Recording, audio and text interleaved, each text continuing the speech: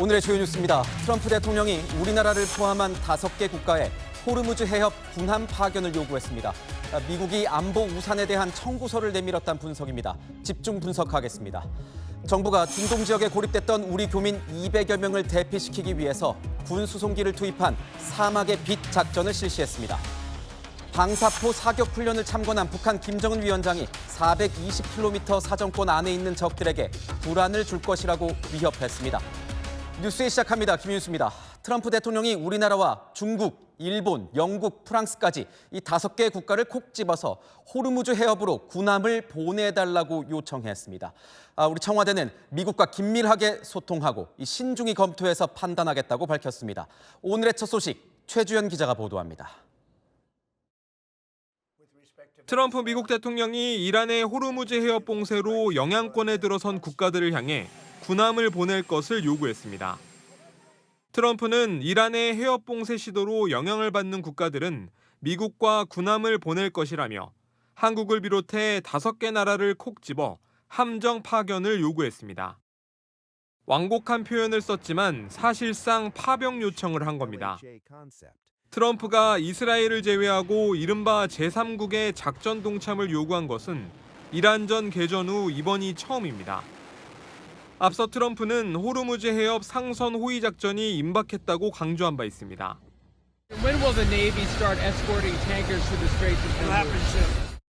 호르무즈 해협에서 세계 원유 해상 수송 20%가 이뤄지는 상황에서 미국이 위험이 큰 상선 호위 임무 등을 우리나라에 요청할 수 있다는 전망이 나옵니다. 트럼프는 5시간 뒤 올린 글에선 미국이 모든 면에서 이란을 파괴했다며 주변 국가들을 향해 한 팀이라고 강조하기도 했습니다. 청와대는 중동 정세와 관련국 동향을 면밀히 주시하겠다며 국민 보호와 에너지 수송로 안전 확보를 위한 방안을 종합적으로 모색하겠다고 밝혔습니다. 채널A 뉴스 최주연입니다. 네, 아는 기자 정치부 이현재 기자 나와 있습니다. 자, 이 기자, 트럼프 대통령이 군함 파견을 공개적으로 요구하고 나섰습니다. 매우 부담스러운 상황인데 우리 정부 어떤 판단을 내릴까요? 일단 오늘 오후에 청와대가 낸 입장부터 한번 살펴보시죠. 트럼프 대통령의 SNS 언급에 주목하고 있으며 한미 간 긴밀하게 소통하고 신중히 검토하여 판단하겠다고 했습니다. SNS 언급, 즉 미국 측의 공식 요청이 온 건 아니라는 설명입니다. 자, 현재 군함 파견 여부를 구체적으로 논의할 단계는 아니라는 건데요. 하지만 트럼프 대통령이 직접 언급한 만큼 우리 정부의 고심이 깊겠습니다. 긴밀, 신중 이런 표현에서 얼마나 고민이 깊은지 짐작이 됩니다. 그런데 보면 오늘 하루 종일 청해부대가 언급이 되고 있습니다. 이거 왜 그런 겁니까? 청해부대가 호르무즈 해협에서 작전을 수행해본 경력자이기 때문입니다. 청해부대는 트럼프 1기 시절인 지난 2020년 미국과 이란의 긴장 상태가 고조되자 호르무즈 해협으로 파견돼 우리 상선을 호위하는 임무를 수행한 적이 있습니다. 물리적 거리도 비교적 가깝습니다. 청해부대 주요 활동 지역이 아덴만인데요. 호르무즈 해협까지는 약 1,800km 정도 거리입니다. 빨리 달리면 이틀 정도면 도착할 수 있습니다. 아무래도 가까이에 경력자까지 있으니 가장 먼저 입에 오르내리게 된 겁니다. 트럼프 대통령의 요청대로 이 군함을 보내면 중동이나 이란 측에서는 이걸 참전이라고 주장할 수도 있는데 그렇다면 우리 측으로서는 굉장히 부담 느끼지 않을 수밖에 없을 것 같은데. 아무래도 이 부분이 가장 민감한 문제입니다. 자, 트럼프 대통령이 쓴 SNS 원문 한번 보겠습니다. 월십, 그러니까 군함을 보내라고 써 있습니다. 동맹국을 참전시키려는 구상이 드러났다 이렇게 해석될 수 있는 대목입니다. 동맹국의 의리를 지키라 뭐 이런 건데 우리나라가 참전한 경우가 있습니까? 사실 우리나라가 월남전 이후로는 전투병을 파병한 사례는 없습니다. 자, 대표적인 사례가 2004년 자이툰 부대 파병입니다. 이라크 전쟁 당시 미국이 전투병 파병을 강력히 요구했지만 당시 우리 정부는 미국과 협상 끝에 재건 지원 부대인 자이툰 부대만 파병했습니다. 미국 측의 요청을 거절하기가 쉽지 않으니까 정말 이거 판단이 어려울 것 같은데요. 네, 특히 지금 한미 관세, 핵 잠수함 이렇게 미국과 풀어야 할 문제들이 굉장히 산적한 상황입니다. 이에 대해서 이제 어떻게 풀어야 될까 전문가들한테 물어보니까 책임 있는 역할은 하지만 전쟁에 휘말릴 가능성은 최소화하는 방식이 필요하다고 말했습니다. 다른 나라들도 어떻게 움직일지 살펴봐야겠죠. 일부이긴 하지만 차라리 빨리 보내라는 그런 조언도 나왔습니다. 먼저 손 들고 나섰다 대신에 후방 지원 임무를 달라 이런 실용적인 협상을 진행하라는 조언입니다. 만약 보낸다고 한다면 어떤 절차가 진행돼야 되는 겁니까? 네, 일단 해외 파병을 보내기 위해서는 국회 비준 절차가 필요합니다. 청해부대 작전을 조정하는 수준이라면 그럼 비준이 필요하지 않을 수도 있습니다. 실제 2020년에는 청해부대 호르무즈 해협 파견 때 유사시 우리 국민을 보호하기 위해 작전 범위만 넓힌다 이런 논리로 국회 동의를 안 받았습니다. 하지만 이번에는 외국군들과 함께 별도 임무를 수행하게 된다면 국회 비준 절차를 거쳐야 한다는 해석이 지배적입니다. 자, 이 경우 정부안을 제출하면 일반 법안과 똑같은 절차를 거치게 되는데 과반 출석에 과반 찬성이라서 다수당인 민주당 의결만으로도 가능합니다. 여야는 오늘 일단 정부 입장이 먼저 나와야 한다며 심중한 입장을 내비쳤습니다. 그런데 보면 오늘 트럼프 대통령이 특정 5개국, 우리나라를 포함한 특정 5개국을 콕 집었습니다. 이건 이유가 뭡니까? 자, 이것도 전문가들한테 물어봤더니 해군력 그리고 에너지 수입 의존도 이 두 개를 기준으로 꼽는 분들이 많았습니다. 일단 5개국 모두 해군력이 강한 나라란 건 말이 필요 없을 정도입니다. 또 한국은 원유 수입의 70%는 일본은 90%를 중동에 의존합니다. 게다가 중국은 이란의 원유 수출량의 80% 정도를 흡수하는 걸로 알려졌습니다. 호르무즈 해협 봉쇄에 직격탄을 맞는 국가들이란 겁니다. 아무래도 미국이 지금 혼자 전쟁을 치르다 보니 상당한 부담을 느끼는 것 같죠. 그래서 당사국들도 직접 나서서 문제 해결을 도우라는 그런 차원으로 풀이됩니다. 우리나라와 함께 군함 파견 요청을 받은 이 다른 나라들은 어떤 반응을 보이고 있을까요? 대부분은 신중론, 이 구체적인 입장을 밝히지 않고 있습니다. 다만 중국은 적대 행위부터 중단하라며 부정적인 반응을 보였습니다. 송진석 기자입니다. 트럼프 미국 대통령은 우리나라뿐 아니라 중국과 프랑스, 일본, 영국에도 군함 파견을 요청했습니다. 중국을 제외하면 그간 충분히 안보 부담을 하지 않는다며 트럼프가 불만을 드러냈던 나라들입니다. 중국은 사실상 부정적 의사를 내비쳤습니다. 주미 중국 대사관 대변인은 군함 파견에 대한 미 매체의 질의에 즉각적인 적대 행위의 중단이 우선이라며 모든 당사자국이 대화를 통해 분쟁을 해결해야 한다고 답했습니다. 이어 중국은 중동 국가의 진정한 친구이자 전략적인 파트너라며 이란과의 관계도 언급해 우회적으로 선을 그은 것으로 해석됩니다. 한편 영국은 호르무즈 해협 안전 보장을 위해 동맹국들과 다방면으로 논의하고 있다며 신중한 입장을 보였습니다. 프랑스는 현재까지 공식적인 답변을 내놓지 않고 있지만 에마뉴엘 마크롱 프랑스 대통령은 최근 중동 지역 분쟁에 참전하지 않겠다고 단언한 바 있습니다. Face à la guerre en cours, la position de la France est purement défensive. 당장 19일 미일 정상회담을 앞둔 일본도 고민이 깊어졌습니다. 일본 자민당 고위 관계자는 언론 인터뷰에서 법리상 파견 가능성을 배제할 수는 없지만 신중하게 판단해야 할 일이라고 밝혔습니다. 이와 관련된 내용 조금 전에 속보가 들어왔는데요. 당초에 트럼프 대통령 5개 나라를 직접 언급하면서 군함을 파견해달라고 요청을 한 바 있습니다. 그런데 조금 전 에어포스 원 전용기 기내 기자간담회에서 추가로 2개 나라를 언급을 했습니다. 구체적으로 나라 이름은 밝히지 않았지만 7개 나라의 군함을 추가 요청했다라고 밝혔습니다. 자, 이 7개 나라, 원래 언급한 5개 말고 추가 2개 나라를 이제 요청을 했다고 했습니다. 어느 나라로 예상이 되십니까? 그러니까 미국의 중요한 동맹국이라고 할 수 있는 예를 들어 호주라든가 네. 혹은 유럽의 동맹국들도 대상이 될 수가 있지만 네. 현재 발등에 불이 떨어진 거는 사실 중동에 있는 미국의 동맹국입니다. 예를 들어서 UAE라든가 사우디는 사실상 지금 호르무즈 해협 정상화가 네. 가장 중요한 관건이기 때문에 저는 오히려 중동에 있는 미국의 동맹국들 중에 하나가 되지 않을까 네. 이렇게 보고 있습니다. 그렇군요. 그러면 호르무즈 해협에 지금 발이 묶여 있는 중동 지역 국가들 중에 2개 나라의 가능성이 높아 보인다. 예. 자, 태 의원님. 예. 하나 궁금한 게요. 동맹국들에게 요청을 할 수는 있습니다만 전쟁에 참여하는 문제를 글쎄요. 트럼프 대통령이 좀 일방적으로 이렇게 먼저 발표하는 게 외교적으로 흔한 사례는 아닌 것 같은데요. 이건 정말 외교적으로는 대단히 결례입니다. 네. 원래 트럼프 대통령이 정상적으로 가자면 이런 호르무즈 해협과 관련해서 국제 해상 연합을 조직하자라고 일단 안을 내놓고 동맹국들과 물밑 대화를 해야 되는데 대화도 하지 않고 학급반장이 누구누구 나오라라고 지명하는 식으로 나라 이름을 구체적으로 내명하고 와 이렇게 하는 거는 이건 대단히 일방적인 그런 이제 모습이라고 보여집니다. 그렇죠. 일단 트럼프 대통령은 5개 나라에 공개적으로 군함 파견을 요청을 한 상태입니다. 그리고 오늘 오전에 전용기 내에서 2개 나라에 추가로 군함 이 파견을 요청을 했다라고 속보로 들어와 있습니다. 이와 관련된 내용은 잠시 후에 저희가 또 깊이 있게 더 이야기를 나눠보도록 하고요. 자, 이보다 앞서서 지난 주말 사이에 미국은 이란 곳곳을 타격했습니다. 영상 보시죠. 높이 솟아오른 연기 기둥 사이로 폭탄이 또다시 떨어집니다.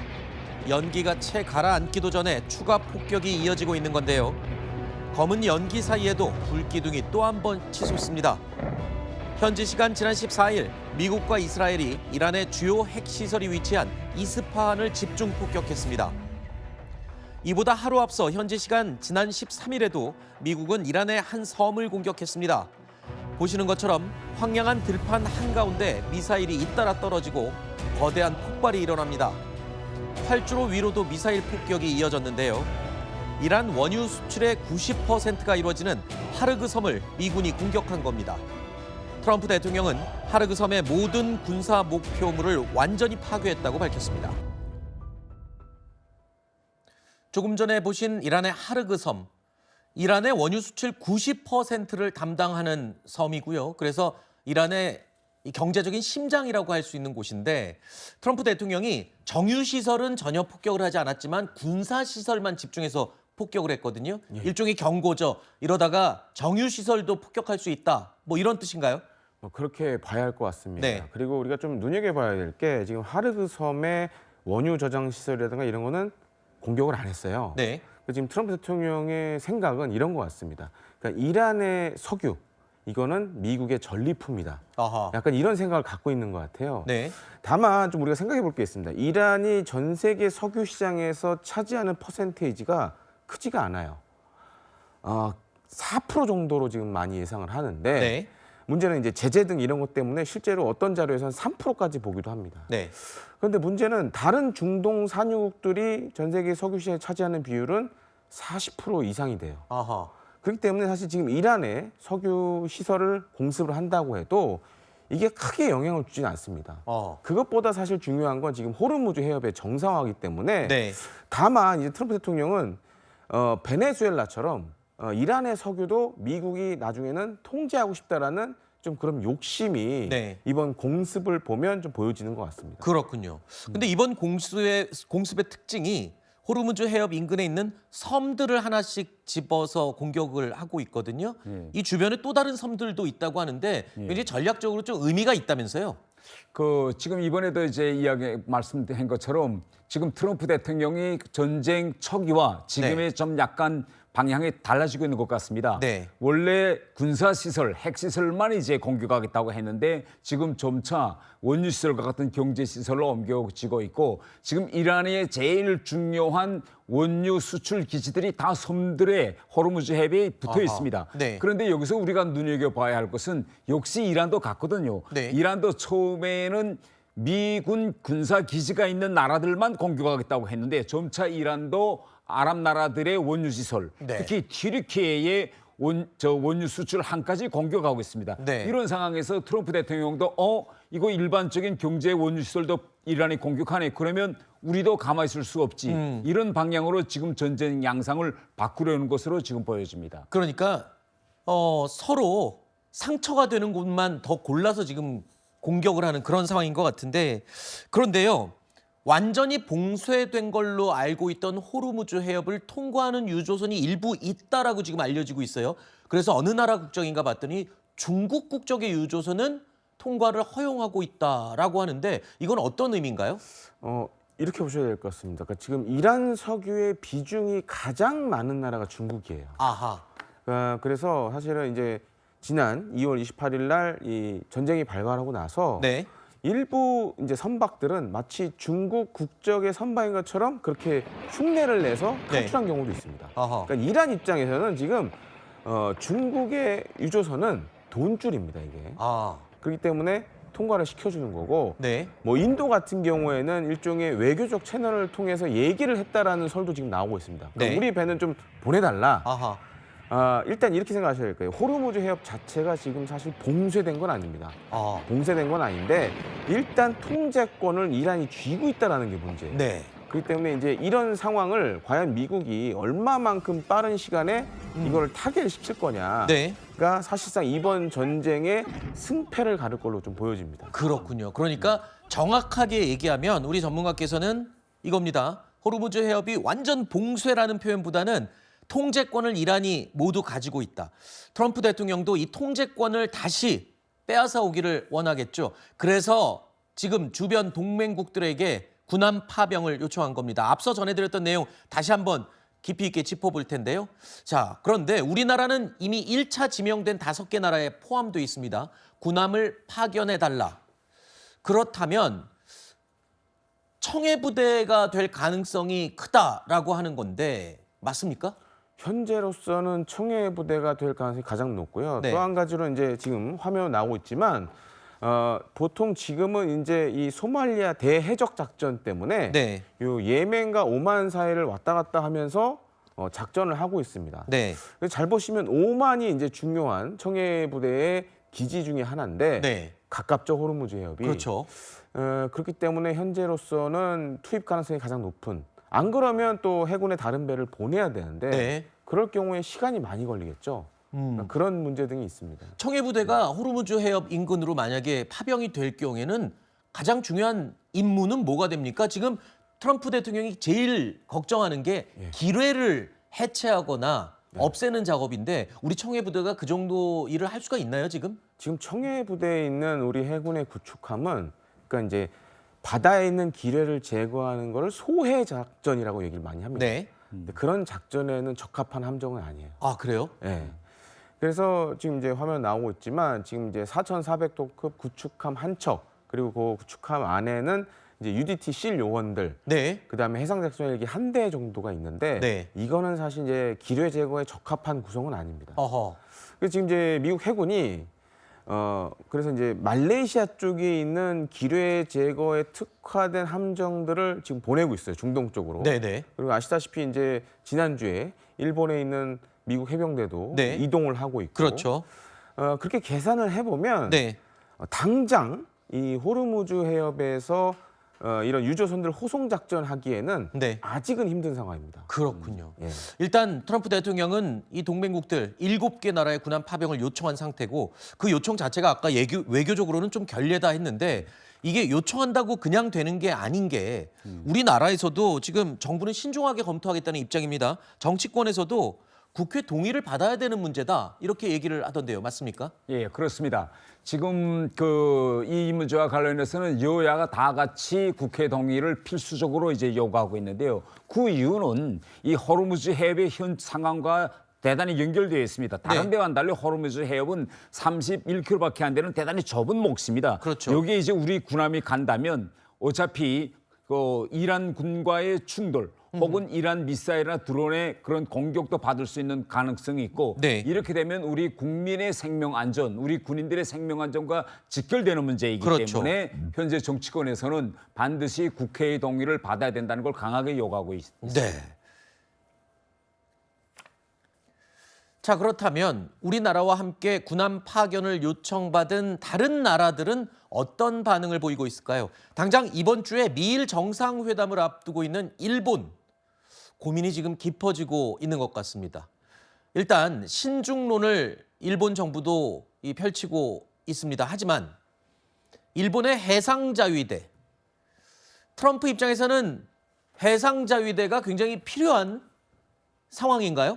그렇습니다. 그러니까 특히 이제 일본 해상자위대 같은 경우에는 지금 이제 화면에 나오고 있지만 이 소해 작전, 네, 아까 말씀하신 예, 기뢰를 제거하는 작전에 있어서는 거의 미 해군과 동등한 수준의 능력을 갖고 있습니다. 아, 일본 해상자위대가요? 예, 그래서 어허. 이제 1991년 걸프전 때도 네. 전쟁이 거의 끝나갈 무렵에 일본 해상자위대의 소해 함정들이 실제로 페르시아만에 출동해서 네. 기뢰 제거하는 작전을 벌였습니다. 네, 네. 그러니까 아직은 이란이 대규모 기뢰 살포를 안 하고 있지만 네. 만약 정말 최악의 상황, 정말 이 호르무즈 해협에 기뢰를 대규모로 뿌리기 시작하면 네. 미 해군만으로는 안 됩니다. 아하. 해상자위대가 와줘야 됩니다. 네. 그런 문제가 있기 때문에 다만 이제 한 가지 문제는 지금 네. 호르무즈 해협의 통제권을 이란이 쥐고 있고 네. 아직 군사적 위협이 제거되지 않은 상황이기 때문에 일본도 지금 해상자위대를 보내는 거는 이게 국내적으로 엄청난 반발을 받을 수 있습니다.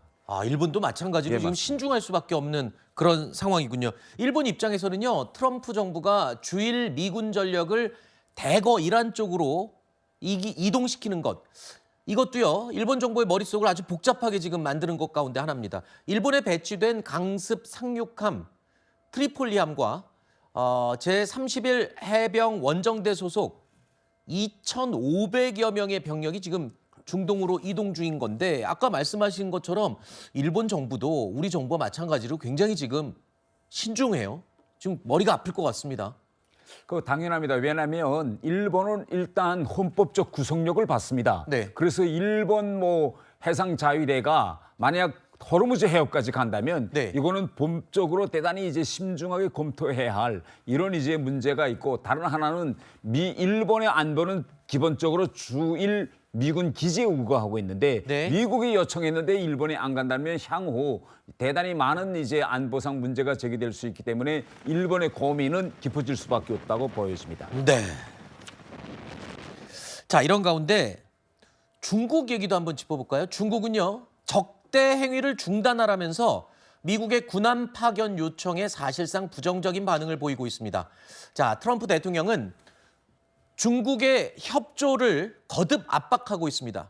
중국이 좀 중재 역할, 뭔가 역할을 좀 해달라라고 압박을 하고 있는 건데요. 예정돼 있는 이 미중 정상회담, 이제 코앞에 두고 있는 이 미중 정상회담조차도 연기할 가능성까지 언급이 되고 있습니다. 동맹국도 아니고 중국에게 미국이 압박을 계속하고 있는 모양새. 글쎄요.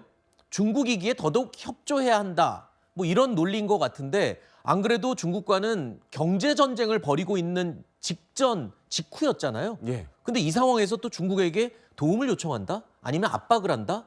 글쎄요. 중국이 움직일까요? 그러니까 지금 중국의 입장에서 봤을 때는 중국의 유조선들은 호르무즈 해협을 통과하는데 전혀 지장이 없습니다. 그렇죠. 아까 이란이 허용을 해줬으니까. 네, 중국 배들은 나가는 거에 대해서 지금 전혀 뭐라고 하지 않고 있는 상황이기 때문에 중국은 사실 그렇기 때문에 오히려 미국한테 큰 소리를 내고 있죠. 적대행위부터 중단하라 이런 네. 얘기를 하고 있는데, 근데 문제는 이겁니다. 사실 중국도 지금 이제 3월 말 혹은 네. 4월 초에 있는 미중 정상회담, 중요한 건 이거예요. 지금 관세라든가 여러 문제를 이번 정상회담에서 이제 어느 정도 해결을 하려고 했는데 네. 이번 전쟁에 지금 여파가 있기 때문에 네. 어쩌면 중국도 지금 정상회담 하는 것보다 네. 나중에 하는 게 좋을 수도 있다라고 생각할 수도 있어요. 어떤 차원에서? 왜냐하면 지금 트럼프 대통령이 아마 이렇게 중국 시진핑 주석이 얘기할 수도 있습니다. 이번 전쟁의 중재자 역할을 해달라. 아하. 왜냐하면 지금 이란의 경제도 사실 대중국 의존도가 높기 때문에 네. 만약에 중국이 조금만 이란 경제를 봉쇄한 듯한 모습만 보인다면 아하. 이란도 어쩔 수 없이 백기투항을 해야 될 수도 있습니다. 아하.